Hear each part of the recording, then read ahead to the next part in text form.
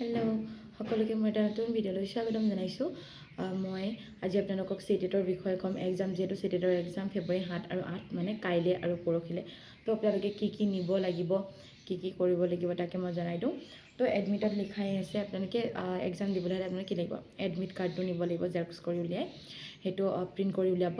তাৰপিছতে হ'ব এটা ফটো ID প্ৰুফ, অৰিজিনেলটো নিব আৰু তাৰে জেৰক্সো কৰিব। পেন কাৰ্ড নিব পাৰে, আধাৰ কাৰ্ড নিব পাৰে আৰু ভোটাৰ কাৰ্ড এইবোৰ নিব পাৰে আপোনালোকে, আইডেণ্টি প্ৰুফ। আৰু এটা অৰিজিনেল কপি নিব আৰু এটা জেৰক্স কপি নিব, ঠিক আছে। তাৰপিছত বল পেন নাইবা ব্লেক পেন নিব লাগিব, OMRটো মানে ফিল কৰিবলৈ আৰু আপোনালোকে দিবলৈ। তো আৰু পানী বটল নিব পাৰে, ½ লিটাৰ আৰু পানী বটল নিব পাৰে আপোনালোকে। আৰু সেইটো পানী বটলটো ট্ৰেন্সপাৰেণ্ট হ'ব লাগিব, যাতে মানে যোনবোৰ আমি বটলবোৰ পাওঁ ন 10 টকীয়া 20 টকীয়া তেনেকুৱা আৰু যোনবোৰ কিছুমান অকল ট্ৰেন্সপাৰেণ্ট মানে এইবোৰ বেছি মানে হেৰি থকা নোৱাৰিব, যাতে পানীটো জিলিকি থাকে মানে সেই সেনেকুৱা পানী বটল নিব লাগিব আপোনালোকে।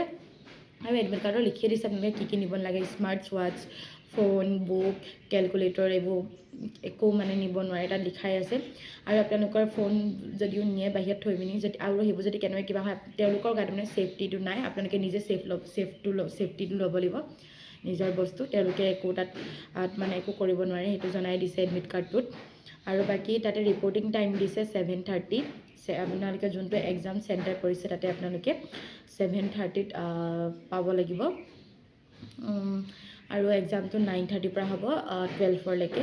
আৰু পেপাৰ 2টো হ'ব 9:30 পৰা 12লৈকে। আৰু পেপাৰ 1 to 2 যোনটো ইভিনিং হ'ব, ঠিক আছে। আৰু আপোনালোকে ভালদৰে টাইমত যাব। আৰু আপোনালোকক চেণ্টাৰ ক'ত পৰিছে আৰু কমেণ্ট কৰি জনাব। আৰু সকলোকে বেষ্ট উইচেছ ফৰ এক্সাম, ভালদৰে দিব, ভাল হ'ব চিটেড, ঠিক আছে। Thank U.